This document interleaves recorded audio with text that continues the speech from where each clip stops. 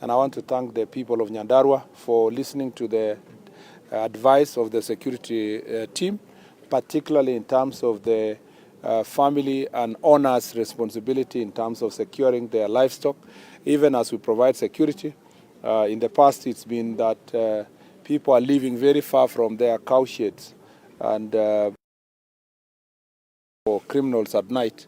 I was told graphically that since Nyandarua is very cold, when people go to sleep, they really go to sleep. And so thieves know. Because, people who steal from you, they don't come from very far. They have scanned the environment, they have understood, and they usually come and steal. Now there is a new phenomenon where they steal and slaughter and take the part of the meat to go and sell it in some of the butcheries where there is collusion with those. I must say again, once the citizens here took it seriously, and there has been good collaboration. We have brought down that problem of livestock theft. You know that one of the police stations was banned in Donyenjeru, and part of the reason was because there was an irate mob, members of public, as a result of the suspect we were holding. The contributing factor was also the presence of those suspects who were thought to be cattle thieves, and citizens had lost faith in the judicial system. I want to say that no one should take law into their own hands. It's important to allow those suspects to be taken to a court of law. In the process of their interrogation, it helps us to appreciate the depth and the network that works together to perpetuate livestock theft. So it's important also, based on our constitutional order, for our citizens to not to use mob justice. It's important to take all these suspects to a court of law. So that is a matter that I expect that it will be more conversation. We'll have more conversations when we have our chiefs and assistant chiefs, who are also our representatives in the community. The other issue we've been following up is the issue of drug abuse and drug and alcohol abuse. Again, a lot of work has been done here. Thankfully, there is no commercial production of adulterated alcohol in this place, or second generation alcohol that is laced with poison. We don't have the production here, but here remains a point of target by producers and smugglers who come from a neighboring county. This is a route to the city and beyond, and proximity to Nakuru also, and the route that comes from our border with Ethiopia has also made here a target for a destination and a transit route for a substance, especially such as cannabis sativa. I am happy also that the cannabis sativa that used to be planted in Abadeas and these other forests, a lot of work has been done in a multi-agency team by the security forces to make sure that those plants are uprooted and the suspects are arrested and taken to court of law. So if we continue with this effort, we should be able to finish illicit brews, adulterated alcohol, ethanol that is sold as alcohol, and we should be able to finish also the question of drugs in this area. Again, my conversation with the chiefs and assistant chiefs is to find strategies that will make sure that we exterminate this vice from our society. We also want to put emphasis on matters of rehabilitation, and we will be having conversation with the governor and the MCS. Hopefully we can have publicly funded, accessible and affordable rehabilitation centers in this place to rehabilitate those who have been victims of alcohol abuse. On the third issue that is of concern in this county is generally, as I said, this is generally a very peaceful county, but we have challenges of late when it comes to public protests of political organizers inducing young people and misusing them to organize violent demonstrations. And as soon as they become violent, of course, they cease to be protests or demonstrations as expected by the Constitution.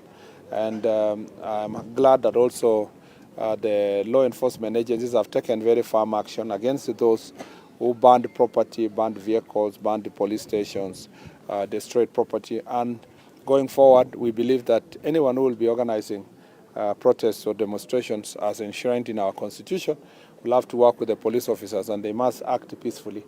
As I said before, we will act decisively. We will charge everyone. I saw some people complaining somewhere yesterday that we are charging people with charges of terrorism. If you burn a police station, you burn government cars, whether it's county or national, you burn police office, you burn somebody's supermarket, there is no other charge that we can bring before the court. The best charge at that point in time is those related to terror, because that is exactly what you are doing. Other than that, I think most of the other issues we are going to have a robust, open conversation with our chiefs, assistant chiefs, OCSs, and the members of public. And we believe that out of that conversation, we will have something to share also with the members of public and on the way forward in terms of law and order in Nyandarua County. Asante sana. I'll take about three questions. Yes, please. So I'll start with you, and then we'll go to three others. My name is Francis Wawera from Kameme TV. Okay. In Nyandarua County, there has been rampant cases of femicide. Have you been? Oh yeah, sorry. On that? Yeah. Answer all of them. Tomorrow there is an expected meeting at Kamukunji. Has the government given the reference to the DCP party and his allies? First of all, let me say that we have, as this county, I forgot to say this, we have cases of homicide, suicide, rampant cases. It is related to mental health issues, and we are actually trying to find better ways of addressing this, because it is contributed by societal and social issues, and particularly where cases are related to femicide and gender-based violence. We must deal with it as a society. In fact, one of the conversations we'll have with the chiefs and assistant chiefs is how best to confront the question of gender-based violence, femicide, issues of sexual assault and defilement. All those issues are continue in society. It has led to, there is a level of cover in, acceptance, or there's a great extent, this, I'm looking for the right word to use, but let me say that to a great extent it's because of society is compromised in terms of their values. Particularly when a woman is beaten or women are beaten, there are still people who believe that someone has a right to beat his wife. And also the cases are also involve men. And I have told and I will be telling the chiefs and assistant chiefs, and I've told them elsewhere, these cases cannot be resolved using chiefs baraza. These are people to be arrested and taken to court of law. We must meet the highest punishment on them, and we encourage families to come out, particularly family members who are covering up for cases of defilements and incest. We must be able to bring them out, and that's the conversation we'll have with the chiefs. But also we need to invest as a society on mental health issues. We need to, there was a time that it was a taboo, and you felt ostracized when you spoke about your mental health challenges. People need to embrace the fact that the same way you can get flu, the same way you can get malaria, the same way you can get diabetes or any other disease, also mental health is a disease like any other disease, and it's important to seek for help, medical attention. And maybe that's an area also we will collaborate with the counties, because they have the medical facilities of last mile, to make sure that people are also, we create more awareness on mental health. and deal with those issues. Any person who would like to have any rally, public baraza, as long as it's peaceful, the police will provide security. And it's important that they give the necessary notification. If they have given the notification, of course, we have absolute no issue with any person, any political party, any politician calling for a meeting. Just need them to notify the police, and they must ensure that their meeting is peaceful and does not lead to situations of disrupting the peace for others, or burning of property, or looting, or violence. The rest, with proper notification and commitment to observe peace, the police officers are always on standby to provide security for anybody who would like to exercise their freedoms under the Constitution in a peaceful manner. Yes, madam.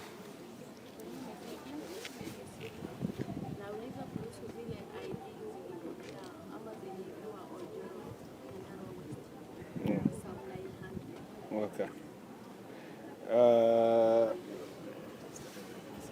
Okay. Silibiwa kwa nini? Okay. Sorry, I wasn't aware about that. I'm told that, as you can hear, thieves broke into one of our offices and stole IDs. I've just whispered to the director, National Registration Bureau, and he has told me that he was aware about it, and there's an ongoing replacement for those IDs. And we want to ask anybody who will attempt to engage in identity theft or misuse of people's IDs, that you will face the very full force of the law.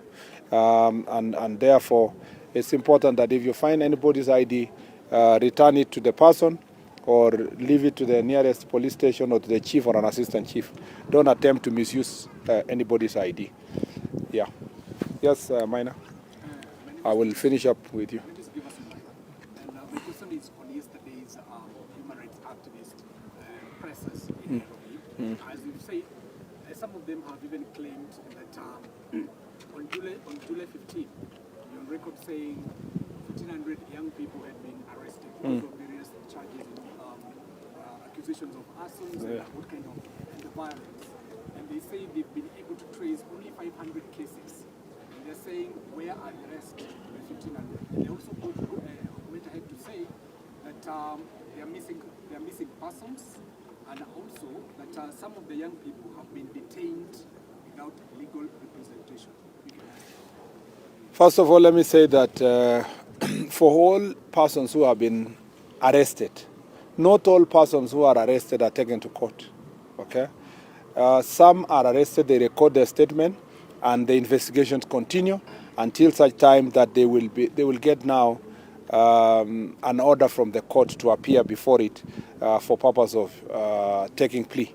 So if there is any person not accounted for between arrest and charging, probably that person was arrested, recorded their statement, and further investigation is going on.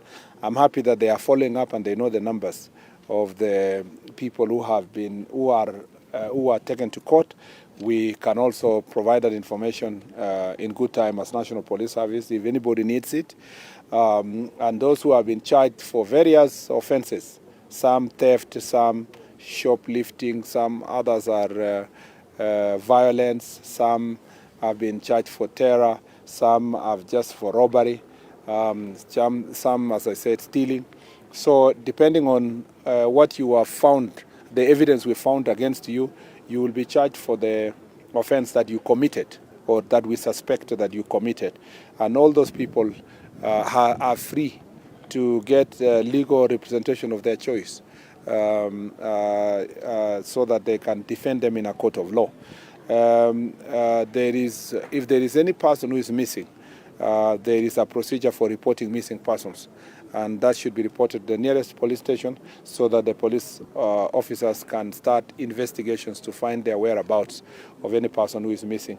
Otherwise, any person who is in police custody or who was arrested by the police can be accounted for. Their whereabouts can be accounted for, either that they were taken to court or they were released pending investigations until such time when we are ready to charge them, or if you don't find sufficient evidence, perhaps, then they will be free to proceed with their own activities. Yeah, I think there was somebody else. The last one. My name is Simon Gure, Noro TV Nyandarua. We've had concerns from members of the public and local leaders about shortage of police vehicles and also filling of positions for the recently gazetted administrative units, especially in Kingago. What are you doing about it? Yeah, well, thank you very much. The real sticky issue you will be hearing in the conversation is police vehicles, police strength, operationalization of administrative units, vehicles for the administrators and motorcycles. So that is really a full conversation that we are going to have today. But just to assure the members of public that we are trying, first of all, we are seeking for budgetary allocation to operationalize the administrative units that were recently gazetted. And some of them are not too recent. Some were gazetted in 2017 and yet to be operationalized up to now. We are working together. This is a very sticking issue even for the members of parliament. The next supplementary budget, if we could have additional resources, we should be able to operationalize a number of them. And two is that there is an ongoing procurement process for police vehicles and vehicles for administrators and also prisons officers. It's been ongoing. We hope that it can be closed in a month or two, actually by October, latest November, so that then we can start distributing these vehicles to serve wananchi in different parts. I'm glad that wananchi appreciate the services that police officers offer beyond just their call of duty. You know, a police car is not just it sometimes also turns out to be an ambulance. Sometimes it becomes the car that is carrying the death to whatever. They carry also suspects to court. So they do a lot of things that sometimes I was telling these people in Kiambu 2 days ago that this is an area also we must have a conversation with both national and county government to invest more on ambulances because in most cases when we have accidents, especially in the highways that we have, like this one all the way to Nanyuki or to Nyeri, or this other one that comes from Mombasa to Malaba, it's important to station ambulances around these areas because failure to do so ends up police officers handling victims of injury. We need ambulances in other places so that they can serve. So there can also be collaboration to help. The reason why you see citizens are very appreciative of the police vehicles is because they are multi-purpose in societies and around the corner. That is appreciated. Thank you for having us. Governor, unless you want to say one thing. I think, Waziri, I want to appreciate you have enumerated the benefits of this exercise of Jukwaa la Usalama, which you believe, you can see that people are allowed to participate. I am also happy to note that you have already been briefed about the issues to do with the theft.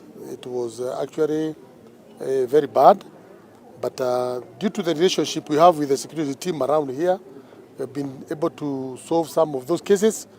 Apart from maybe people not understanding where to place the animals, there was also the issue of some characters who are government workers colluding with the people. And after we consulted with the security team, some of those fellows were removed from here, and immediately they were removed, things changed. So issues to do with alcohol you have mentioned. The only thing I can add, maybe to make things better, is that, Nyandarua, we normally say it's marginalized because our headquarters was left the other side in Laikipia. So you find even most of your senior staff still live in Nyahururu. So as you be considering the budget, kindly, we've already given them land. Like the commissioner residence, we have land. Also the security guys. So we would wish that you can provide accommodation for them, so that we are here throughout, even at night, so that when issues occur, we will be able to handle them together. Otherwise, we appreciate what the government is doing in the line of security. I hope it's going to continue because there is no development that can take place without security.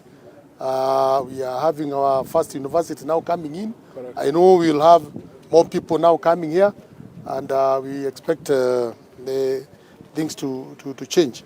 We appreciate the police station which is being done here, though we would have wished if it was possible.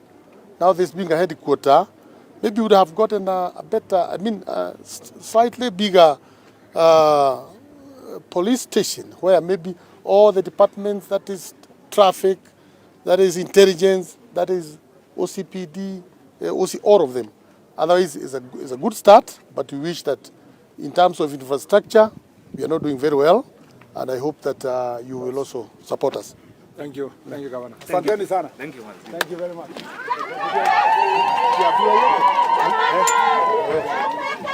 Yes.